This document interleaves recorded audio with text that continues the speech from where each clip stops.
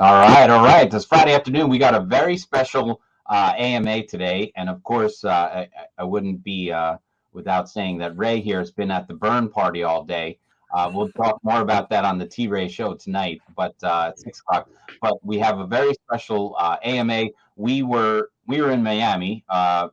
We have the NFT Connect coming up in Austin, Texas, but we were in Miami and we met up with Matt.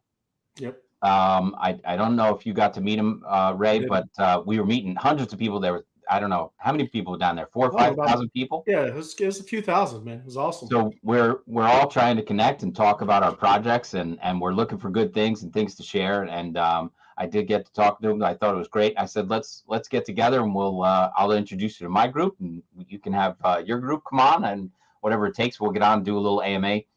So that's what we have going today. So some exciting stuff. Of the block party. Who doesn't like a block party? When I heard block party, I was like, I'm in. Let's go. Let's bring it on. Yep. So let's bring Matt up, and then we'll have him introduce himself a little bit, and then talk about the block party. But thank you for coming in, Matt. Appreciate it. Yeah, no problem. Thanks, guys. Thanks for having me here. We're definitely going to be setting up some block parties within the BlockPlay Metaverse. So we have been getting lots of people saying, where's the block party? I was like, well, it's going to be one of the many fun events and things we're going to be doing in the Metaverse. So yeah, no, thanks for having me today. And it is gaming in the Metaverse that's obviously a huge thing. That's kind of the leading the tip of the spear. So that's awesome. I'm a somewhat of a gamer. I can't wait to hear exactly what you got planned, and yeah, it's welcome. Yeah, cool. No, definitely been. I had to put down gaming a few years ago to start working, because if not, those extra 4 or 5 hours a day, we'd never be able to get anything done. But yeah, definitely was a forever gamer, and a lot of that has been fun to make decisions kind of based on what my experience was and how we want to kind of bring this playful nature to the whole industry. Yeah. Well, if you want, give us just a little bit. We met in Miami, but where are you calling in from today? So I'm actually just across the pond from Detroit. So I'm in Windsor, Ontario, in Canada. Okay. All right. Right. Very cool. And then how many people on your team are that are working on Block Party with you? So with BlockPlay, we have 15 people right now across our creative, dev, design, and the BlockPlay Expo. Right. Okay, cool. Very cool. Are they mostly in Canada, or do you have them from all over? No, nobody else is from Canada. So my co-founders are in Singapore. We have people in South America, people in Japan, India. So kind of much to my work experience already, even before BlockPlay, it's like very, kind of remote, and part of our ethos is really, kind of bringing that worldly view, many minds kind of approach also to our kind of DAO and community approach that we're trying to do with this whole metaverse. Beautiful. Cool. Well, that's the bees are from all over the world as well. So we have some in most of the locations you just mentioned. So I'm sure there'll be some nice crossover for that and everything, which is great. But very exciting. So I think you gave us a link to, there it is, the pitch deck that you got about BlockPlay. Artwork is amazing, number one. And yeah, I love these guys. It's very cool. Thank you. Yeah. We put a lot of time and effort into to figure out the 3D side of things, and we think it's going to pay off. That it kind of goes back to the gamer side, where we kind of had to sit down and say, all right, 99 out of 100 times you put a Super Nintendo or a PlayStation 5 in front of somebody, they're probably going to want to play the PlayStation 5. Right. So that's where we said, then let's start getting on that path to 3D and being able to get our characters, animated, mobilized, rigged properly, so that we can really start adding that type of value to the creators and the builders that we want to, basically have part of the BlockPlay world. Yep. Very cool. Well, just down here, you got Twitter, you got Discord, you got your website, and then a Telegram. Yep. I'm just jump over to the Twitter so I can point out that if you want to follow there, it's BP Metaverse on Twitter. And you've got 3,000 followers. I do this on the Judge and Jury show every night, taking a look around. You guys are minting out June 28th. Is that right?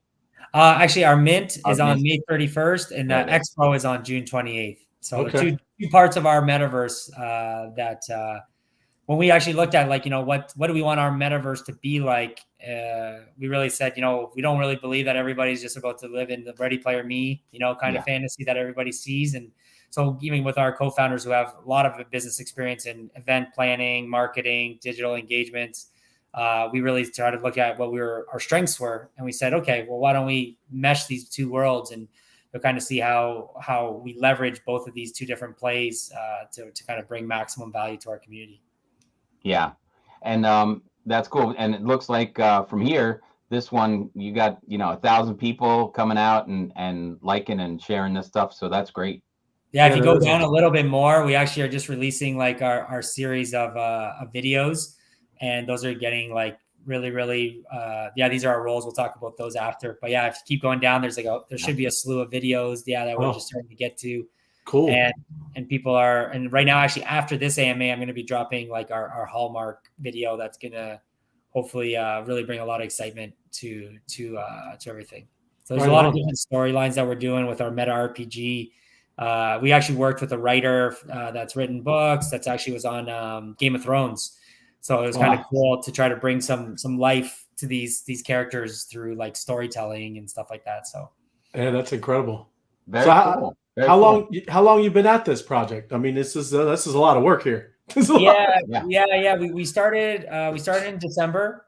Okay. So right at the kind of peak of hype world. But yeah, we kind of really, I've been in the space since about 2016. Started back in the day from Bitcoin mining, and kind of just been on and off, and went through the crash of 2018, and yeah, kind of really got back into the rabbit hole roughly about a year and a half ago, a little bit more.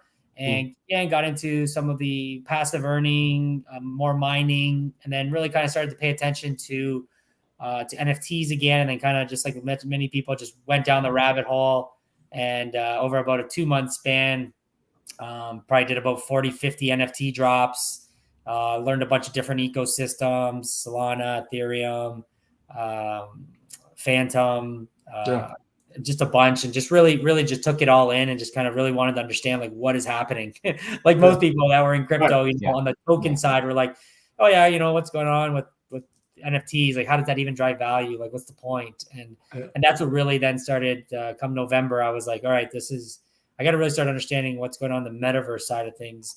And that's when it kind of started, and met some partners, and we started working on the pitch deck, or our white paper, but more so the business models and how we could get the community involved. Because that's something I just like, that really attracted me to the space is, to me, Web 2 is like it's a very lonely place. Yeah. And people are trying to make pennies off of millions of people. Mm-hmm. And in the Web 3 space, it's a lot more of a community feel, a come together feel, a share feel, a support feel. And, you only need a few thousand people to really make an impact and make a change. And so that's something that, when I looked at everything and all the drops that I've been part of, the rug pulls that I've been a part of, and just the projects that have collapsed because they didn't have any real business models, I really said, I don't want to go down that hype train. That's, we want real people, real followers, real people that understand the business model, how these things connect, and how we're really laying a foundation to go. Because anybody who's been in tech understands that it takes a while to build stuff. Anybody who doesn't know that, that's when they're like, hey, when's this metaverse coming out next month? And it's like, right. Yeah, probably not. Sure, so, right. So yeah, we've been really racking our brains, for months, just saying, how do we not only have fun, but provide real world value? And that's kind of what the evolution has been. No, that's awesome. Yeah. I mean, that is obviously it all starts with the community, and you're right. When you just have a few thousand solid, you can do awesome things. And that's what I love about this space too, man. Yeah. So I'll talk to the slides if you want, just to kind of give you a little bit of idea of like what we're doing.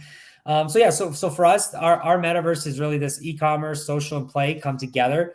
With my background, I have a background in finance. I have a background in real estate, development, investments, fintech. A lot of tech, and just a lot of different. And then the last 2 years, I've actually really dove into psychology, behavioral science, and gamification. So I actually, have Autolys's gamification. Is if you check my LinkedIn, you'll see that I'm the director of North America for them. and they're basically one of the world's leading gamification consultancies. They've been around for a decade. Nice. And one of the things that I know from behavioral science and gamification is that 95% of games fail, right? Mm-hmm. And what's really cool is that we really try to dive deep into, it's not really about the game mechanics that actually drive things. It's actually about the human core drives underneath those mechanics. So it's really interesting that I've been able to go through these, 40, 50 NFT drops and watching ones that really hammer down on, extrinsic motivators, make money, this, that, the other, or the other ones that kind of say, have different strategies, have playful, build the community, really go towards something together, and how you see really the ones that fizzle out and the ones that survive. And usually it's a lot of the ones that focus on, that intrinsic motivators and community feels and doing something that they feel that is like bigger than themselves.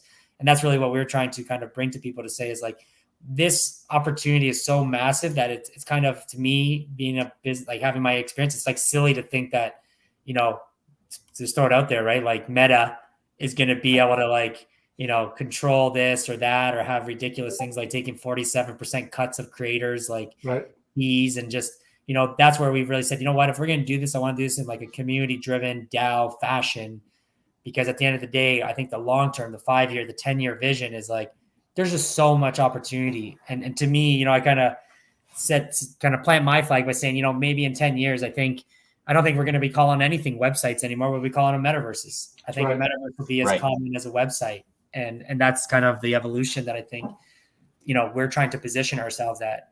E-commerce will drive the value. People still want to be entertained, have fun, do cool things.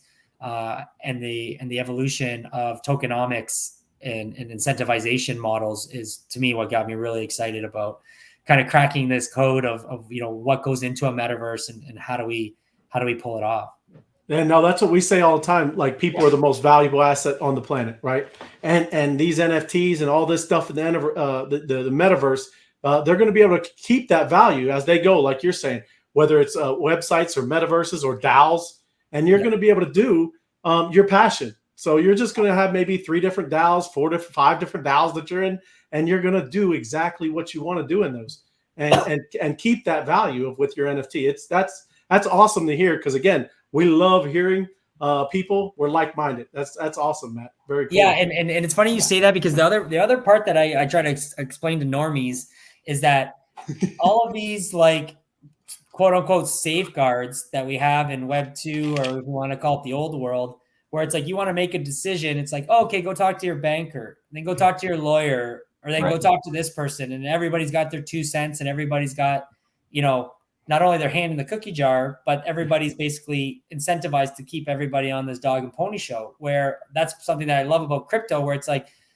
if you are dishonest or you actually turn on your community, right? The whole evolution is there's a secondary market. So you can just get rid of your tokens, get rid of your NFT, and now you have no longer any connection to this financially. And I think people really underestimate like the cultural impact that that's going to have, where you do need to have a more community-based approach, but not even just that, but just real leaders that understand that side of it. Because nothing's perfect, but you really have to understand that the brain power is not going to be able to be kind of coerced and hooked into as easily as we've seen. Right. Well, just bringing that up, we've experienced FUD before, and once you let FUD, creep in and grow, that's toxic to your whole community. So you need to be able to explain to your community what's going on, what you're working through, why metaverses take so long, all that kind of stuff. And when you build those fans up and they understand this, then anybody that comes in with FUD, like, oh, this should have been done this way or whatever, people, who know and are part of the community feel the power of that community and won't pay attention to that FUD, because, you don't let that one guy take 15 guys and run off. You're able to talk to the community and build that value and keep that going without letting FUD affect you. So that's the important part, right? Because FUD happens. Oh, of course, always. Why are we not mooning yet, right? That's right. That's the first sign of a FUDder right there. Like, when's it going to be $1? We all know. Yeah. So this is the one half of our metaverse, which is our meta RPG. So again, this is combining the exciting kind of gameplay of an RPG, but inside of a social planar metaverse. So these are our first introduction of our 5 factions. So you got our meta gens in the middle, whoever dropping phase 1 here in a few days, aliens and mythicals on the left, furries and cyborgs on the right. So for us, it was really about, you can see our Twitter, right? It's like be more different. And it's kind of funny because we talk to people and, the classic metaverse, we even have our advisors from Ready Player Me. If you guys haven't heard of them, like they're a really big thing. And I always got to joke around with them saying, like, why would you want to look like yourself? I was like, you have an opportunity like to look like anything you want. Why would you want to just look like yourself? Like, right. So that's what we kind of said, okay, we're going to deviate and say, we want people to kind of be able to have a lot of fun with these characters and whether they associate with the different kind of backgrounds and stories that we're given for each character, that it just makes it a little bit more fun and lively than your kind of traditional, metaverse avatar that's like a real life depiction. Yeah, no, it is also very cool. And again, I love all the art. Yeah, very cool stuff. And you got your links. Yep. We talked about Twitter right there. The BlockPlay.Games, Telegram, find them on Telegram, and of course in your Discord.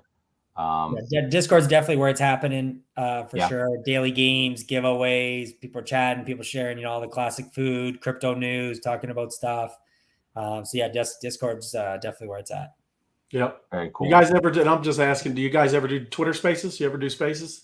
So I did mess around a little bit with Twitter Spaces. Right now we're like, just because of the push for the mint, I'm definitely focused more on being like on other people's Twitter Spaces, but something that we're looking at with our actual meta RPG roles that I'll get into in a little bit, which is getting more of those like influencers put on and stuff. No, that's awesome. Because that's another great place. You're saying Discord, Twitter. Yeah, them spaces are great. Yeah. So this is again just our mission, where to kind of really break it down, because a lot of people still are like, well, what is a metaverse, right? And coming from a gamification background, I was like, hey, what's the difference between a game and a metaverse, right? And had these kind of high level talks to say, well, traditionally a game has clear objectives and story paths and lines, and a metaverse traditionally is just an open world where you go explore. Right. But where you start getting muddy in the waters, like, well, but a metaverse could have games and could have objectives and could have games. Right.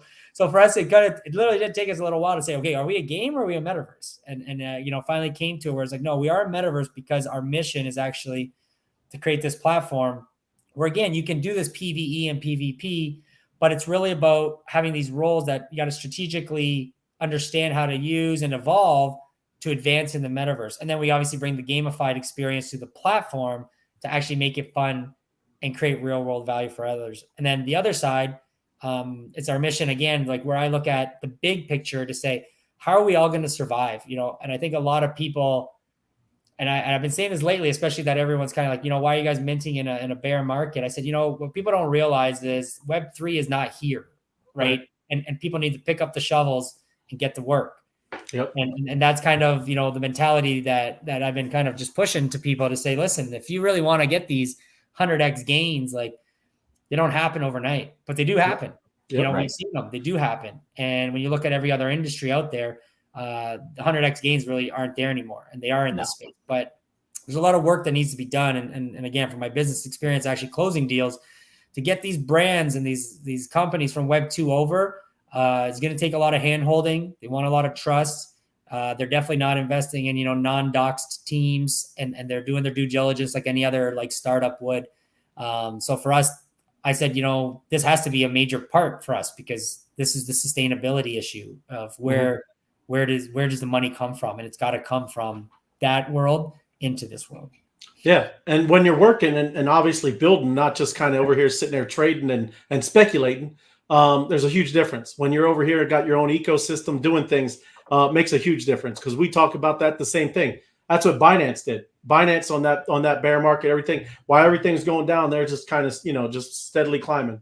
So that's great when you can just put your head down, get to work, and do, like you said, we know it's all coming. If we could just build where we need, our little pieces or wherever we got, we're going to kill it. We're going to rock it, man. So that's awesome. Yeah. So this is the really interesting part. Like like I said, I've seen a lot of metaverses, a lot of things. So to me, this was like what we tried to do that was unique about us is that we got this meta RPG. So the metaverse, like I explained, go and hang out, have fun, go to concerts, do events, get with your friends, play mini games, do different things. But the RPG is that what we really kind of are taking it to the next level is saying, so we created these roles that you can actually be in our metaverse, but these are limited roles. So you kind of have your meta citizen is what you are, obviously, if you hold an NFT. But then we created these other roles, tycoons, creators and builders and influencers. And basically from my gamification experience is like how to create mutually reinforcing relationships in platforms. And what that really is how do you get away from vanity metrics, like just likes, and things that can be gained. Right. And there's ways to do that in gamification where you actually create a system by where both parties need each other. And you can do that through, again, tokens. You can do that through digital currencies. You can do it through unlocks and level ups. You can also do it through collaborations and things like that. So the key principle of these mutual reinforcing relationships is that you need to understand how the value is exchanged between these relationships first. And then once you understand the desired actions, we call them, right? Like what those people would do to actually drive value, we then actually build gamified systems around those actions.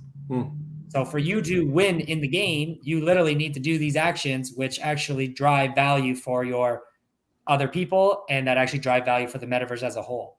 Right. So this was something that I was really excited and took a while to kind of piece together. But so for us, these 5 roles, it was kind of like that aha moment when you realize this is literally what's being done right now, right?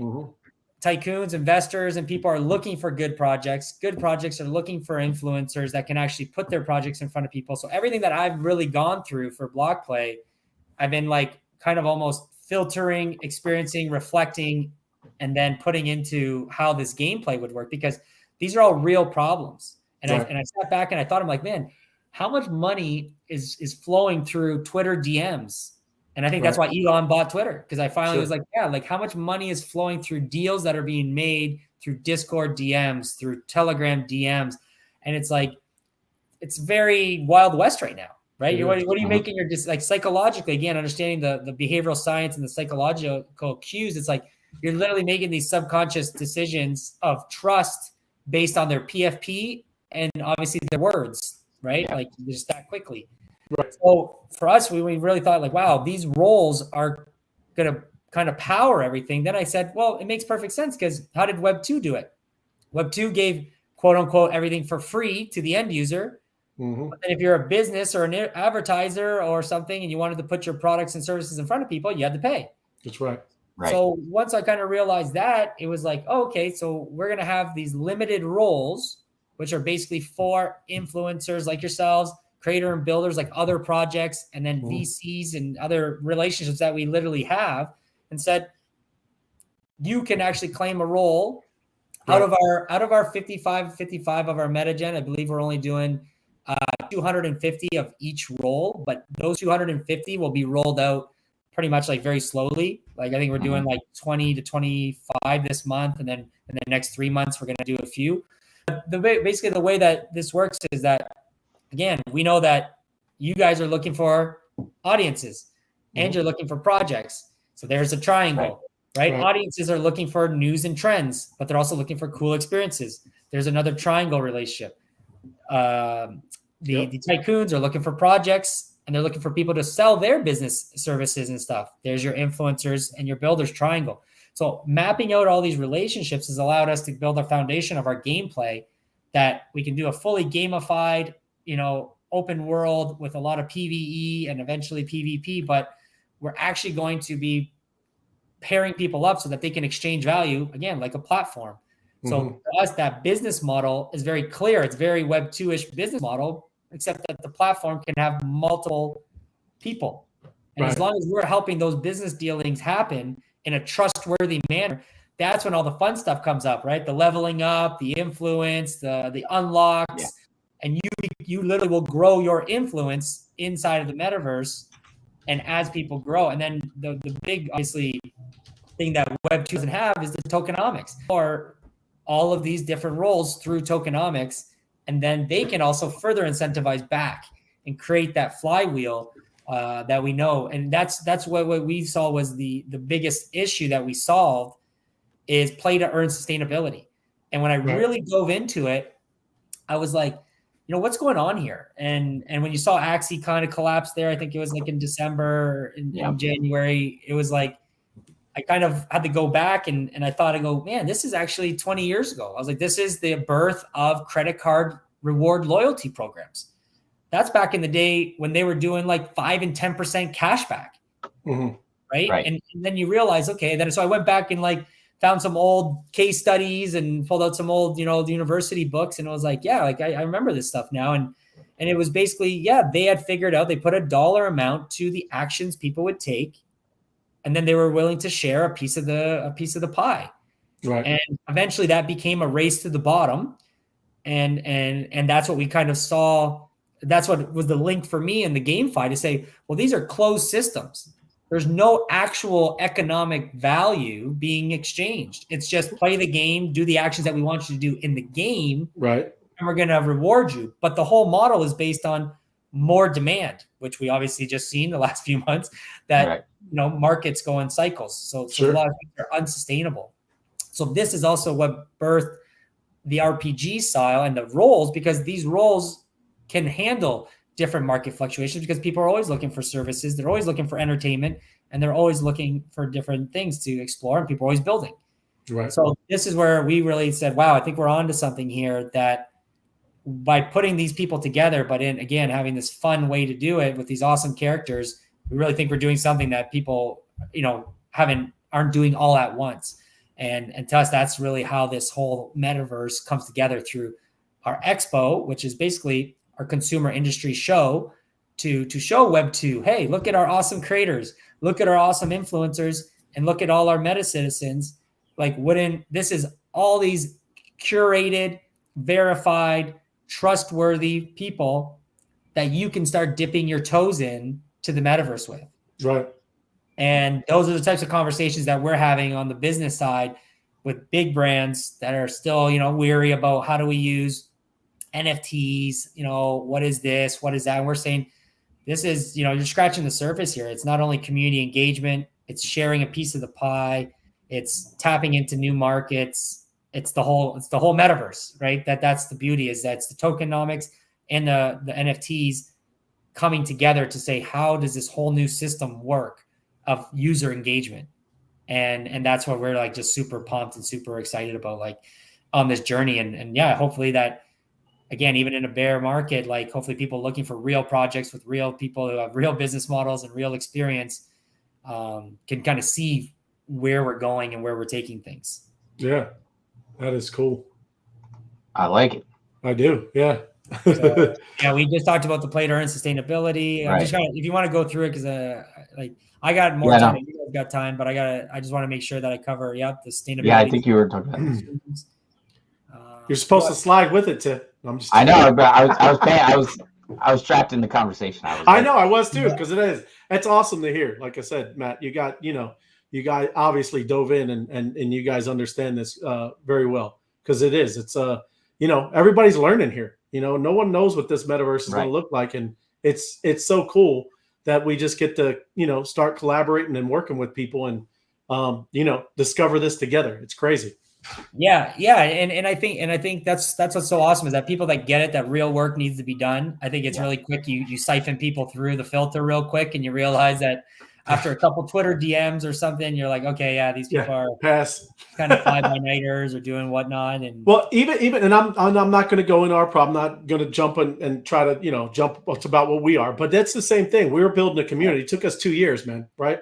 And as you're going through this, right, none of us have got paid. I mean, seriously, Matt, we've been doing it for 2 years, and it filters it out, right? We know that there's a great thing at the end of the end of the tunnel. Our DAO has finally spun up. People are starting to, you can get paid through there and stuff like that. But it really filtered out, and the cream of the crop rose to the top. And now you have people who full on believe. And I mean, it's great. It's a neat way to kind of start building these decentralized organizations where there is no hierarchy, right? But but we're accountable to each other, right? And then when you want to move this vision forward, we're going to only take the best, right? And it's like I said, and the believers and all those footers, they just fall to the wayside. Yeah, exactly. You know, and for us, like I said, I've talked to multiple advisors, multiple people, and they're like, man, are you guys going to delay your mint? And I was like, you know what?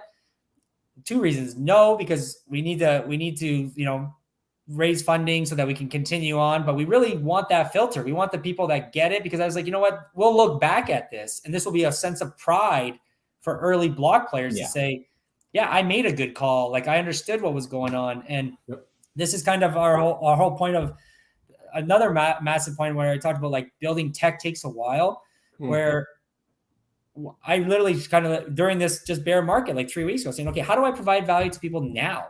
Right. And that's where we really said, well, we got our expo, now we got our roles. How do we really put this out there? So we've been talking with communities like yours, a lot of different influencers, a lot of different people saying, listen, like we came out with a package that says, you know, if you have, you know, 5 BlockPlay tokens, or you have 10 of them or NFTs, like we're putting together this whole piece where you're going to get featured on the BlockPlay website, on the BPX program, inside of our actual event. Right now, like I said, I think we're close to like 1,000 registrants. We got Animoca Brands, Tencent, Consensus, Solana Labs, Polygon Studios, awesome. Breeder DAO, Maker DAO, like a lot of OGs that, like, again, we said, this isn't an intro to BlockPlay. Yeah. Or blockchain. This is like, what are the VCs seeing? You know, what are the creators seeing? What's everybody seeing, and how are we going to do this? And so for us, this is where the roles come in, where we said, you know, people like yourselves are like, for you as an influencer, right, coming in with us, like we want to work closely with you and say, okay, how do we put you on? How do we get you? And we're getting this exposure through BPX, but then also our community. So how do we, again, create these alpha groups, which is basically one of the huge benefits of our roles. But again, not just people that, again, not just like, hey, whoever wants to be in this alpha group, come in. It's like, no, there's a limited amount of spots for people that are on the VC side, the influencer side, and the creator builder side, so that people can then curate real meaningful relationships, hopefully find value. And then we actually are providing this outlet of BPX to say, well, here, we're going to put you on. And one of the real big innovations for our holders that are holding 10 NFTs or greater, we're doing VC clinics. So we've already got a couple of VCs that have said, yeah, we're willing to literally have a really good learn about these specific projects and actually give them feedback on different things and start adding value that way. So when we looked at these roles, we said, okay, VCs, what do you want? And they said, well, we want good projects. So we said, okay, we're going to create a filter list and like a way to vet projects before we even send them to you. So they're happy. Yeah. We went to the project, said, what do you need? We said, well, we need marketing and influence, and we need people to we need community. So then we went to the influencers and said, okay, we got projects. What do you want to see from these projects? So they kind of gave us a little bit of a filter. And then we went to these influencers and said, what do you guys want? They said, well, we want more ways to kind of earn revenue in this short time, but also get these early stage projects and get more of our influence, because they're all legit influencers are on the same boat. They say there's so many scammers here. It's really hard to, to prove that we are legit just because now we're doxxed. So this is where we said, wow, there's a huge opportunity for people to really start coming together and like kind of under this BlockPlay fun brand to say, we're part of this. So we really said, we want to create this, kind of this authentication model again, that when you do your history and your research, you're like, this was one of the first problems that was solved about 12 years ago in Web 2 with the advent of social media, when everything blew up and we're like, who's legit? Who's not legit? And then all of a sudden platform said, hey, trust us, because the people that are providing the services on our platforms are vetted. And then we take over that trust issue. And that's where we said, well, there's the opportunity for us. We don't have to wait till our metaverse is built in a digital format. We can start building these relationships and this foundation now and still get it out there through our BlockPlay Expo. So that's to us which was like a very big differentiator for our metaverse to say is, we can start adding value to people now. And then again, our meta citizens, whether you're getting in thinking that, you're getting in early, which obviously you are. One of the things with the way we're doing it is that our OG roles are getting a mint at 0.05. Our white lists are getting it at 0.06. We only have 500 OG roles. We only have 1,000 whitelist roles, and then only 500 for the public that they're going to be minting at 0.12.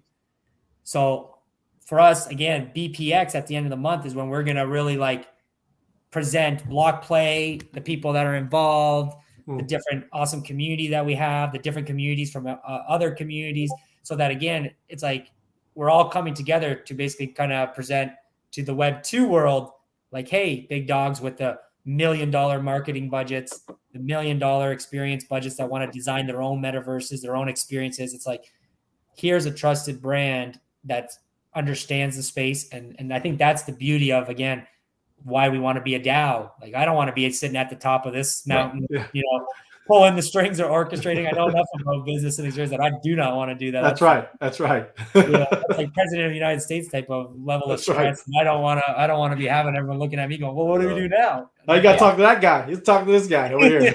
Yeah. So where we all it's this guy. It's this guy. Yeah. I think it's that guy's fault. Now, the whitelist. I'm sorry, I didn't mean to interrupt. That. The whitelist, did they do that all at Discord? Is that how they got whitelisted? And is it still going on? Yeah. So it's been a huge push. We were honestly at about 180, 200 whitelists like just last week. And right now we just passed about 550. So we got a big marketing push this week. We got a huge marketing push this weekend. But yeah, so to earn a whitelist, we're doing a lot of fun things as I'm commenting like within posts and saying like putting like, hey, this link is valid for like 6 hours to 10 people. And that's it. If you get it, just say you came in. We're doing a lot of collabs with other groups and other projects. Inside of our Discord, there's lots of different ways to earn whitelists. Anybody who's actually watching this recording, if you kind of just say you're coming from here and you're a B, you're going to get an auto actually OG roll. And it's a 0.05 mint, and where the regular is going to be 0.12. Like I said, we're not giving those out as easy as whitelists, but we're giving them to people who are real buyers. So you're actually getting it lower than the whitelist price. Right on. Okay. You can play games. We actually have a game system inside of our Discord, so you can earn what we call BP coins. Yeah. So it's like your social token, and then inside of that marketplace, we got whitelist spots you can purchase. We got special access cards for all the factions. We're developing even our gamification like in there. So for collectors, we have like collector roles who are getting all kinds of like artifacts that, again, will be used in the metaverse and giving you special perks and special abilities and unlocks. So yeah, we're really trying to do, again, both sides. Like, what can we do now that's fun and adds value, and then really build that real metaverse that people want to actually go to and enjoy and say, I want to go see what's going on tonight. Yep, right on. So, anybody watching this, they can find you on the Discord. What name do you use inside your Discord there? So me across the board, I'm Microdose Crypto. In Twitter, Telegram, everything Web3. I'm Microdose Crypto myself. So yeah, I'm always in there, just kind of being silly, having fun, giving updates. Actually, if you want to scroll down a little bit, this is one of my favorites. Is our old G. These are our uniques. So we got 5 uniques in the collection. But yeah, here we break down everything, what's going on, all the different utilities, all the different things, how it breaks it down. And we're really just excited to kind of get people in. And a lot of people that are coming in are kind of saying like, how can we help? Or where, I can do this, I can do that, I can do this. And that's honestly like my dream and vision, is to just like create opportunities for more people and other people. Because I think this space is just teeming with opportunity, but we just kind of got to get some of these foundational pieces out of the way to create trust. And I think that's the key. And I'm not even just to be clear, like I'm a huge proponent of anonymity and people having their personalization. I just think, you don't need to be doxxed, but I think there should still be systems in place that basically can make people feel trustworthy to you, you know? So that's another thing where I said, I don't mind being doxxed, because that's how I want to show people that I'm legit. Like, in our deck, we have all our LinkedIn profiles. It's like, go check out where I went to school, where I worked, what I'm doing, how I handle myself. And, this is kind of like my background. So, but other people that don't want to, it's like, cool. It's like, you don't have to. So that's another thing that I'm excited to tackle that challenge as an industry, where obviously from the regulator standpoint, it's like KYC and everything. But then you're talking, big brother, big government, even crazier than before. But yeah, those are real issues that do not have solutions yet. And people need to be talking about them and coming together and saying, well, this is where we draw the line on certain things, before people just think, oh, this is just how the governments want it. It's like, well, this is the whole beauty of our system is like right now, it does work. We can move assets back and forth between people without any of those systems, which is what got them screaming and scared, right? Because their whole world is collapsing. Yep. No need for permission. I love it. That's what we talk about always. Being your own bank. That's why I love DeFi. We started out in that. And, we're all about education. And I love hearing what you're doing. Very impressive. I mean, because that's what you're going to see. And no more of those NFTs where there's nothing behind it. That stuff is gone. Just like the ICO stuff. I mean, that went by the wayside. Now you better have something substantial. And that's awesome what you guys have going on and all the work that you've been doing before and not kind of just promising and all this roadmap out there, right? That's excellent. It's so kudos. Yeah. Thanks, man. I appreciate that. Yeah. And just like you said earlier, right? It's like, I'm not getting paid for what I'm doing right now. Like the team's not getting paid or like there are some team members getting paid, but the founding team is not. But yeah, that's kind of part of it, right? You got to kind of walk through the fire to really understand what's going on in this industry. And yeah, I'm excited to partner with people like you and get everybody on. I think at the end of the day, I used to say this to my friend back in the day. I said, I don't know why anybody would want to be rich by themselves. Right. Like why would you want to do that? Because that's no fun. And then there's always kind of those movies and stories, right? Like, oh, the rich people, they're like actually unhappy. And then you kind of start getting older and you realize like, oh, because people got to do like real life stuff. Like it's start learning about real life stuff and working and all these different things. Right. Yep. And so for me, that was kind of a big thing where it was like, yeah, I can work hard. I'm educated. Like, I put in my experience, but to me, that was the difference when I from my previous startup, right. Where you're still trying to like grind and figure out how to make everybody else money. Where here it's like, well, if I'm going to figure out how to make people money, I might as well like be the people that really, really need it. And to me, that's really what this crypto revolution is. It's not for me in Canada, to be honest, not for us in the States, but it's for people in South America, India, parts of Asia, where it's like $200, $300, $400 US a month is life-changing. Like straight up life-changing. That's what we talk about. The unbanked, man. The unbanked. Yeah. Like a lot of that, right? Like Northern Africa, right? Like where I think their rates are something like 15% of people have like bank accounts. Yep. Right. And to me, that's the real part that drives me. It's like you put that stuff first and you execute, like the money will come. Like that's just how it works. But that type of intrinsic motivation for me is now what keeps me going. It's not the paycheck. It's not the more money. Because again, I have a financial background. I used to be a financial advisor. I did commercial banking. I've done real estate. I've done all this stuff. Now that I understand the behavioral science behind it, I know how to motivate myself better.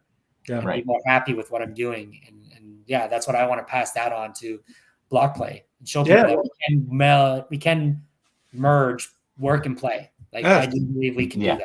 Yeah. I mean, look, if they did it. I'm sorry, Tim. Go ahead, man. I'll keep you. No, I was just going to read off the disclaimer, that none of this is financial advice and we're all here for entertainment. But when you can incorporate all that into the gaming system and everything like you do, it just makes it better for everyone who's getting in there and learning, how to deal with it online in the DeFi world and all that kind of stuff, but then apply it in real life about what's going on. And you recognize the situations, who's an influencer, who's a business person, who's a tycoon, and then you'll notice these things from metaverse to real verse. No, exactly. Yeah. And that's something I don't know yet. Like I'm always very open about what I don't know, right? You don't know what you don't know, but the exciting part again of that tokenomics where these roles will have the ability to incentivize the meta citizens however they see fit for whatever goals and business purposes or personal purposes that they have, which to me creates the dynamism where it's not us at the top pulling the strings. It's, we have the bigger, picture token economics. Right. We already have all that stuff kind of out there. But for me, it's really about empowering and not even empowering, unleashing people. I really think people already have the power. They just need the tools and the confidence. And then, you know. And that's what you're about to see, billions and billions of more devices get into the hands of people that never even had that access. So that's another thing. You know, it's crazy. It's yeah, crazy. that's wild to think, right? Like even right now, right? Like we've had the internet for a while, and you're like I remember I actually lived in South Korea for 3.5 years.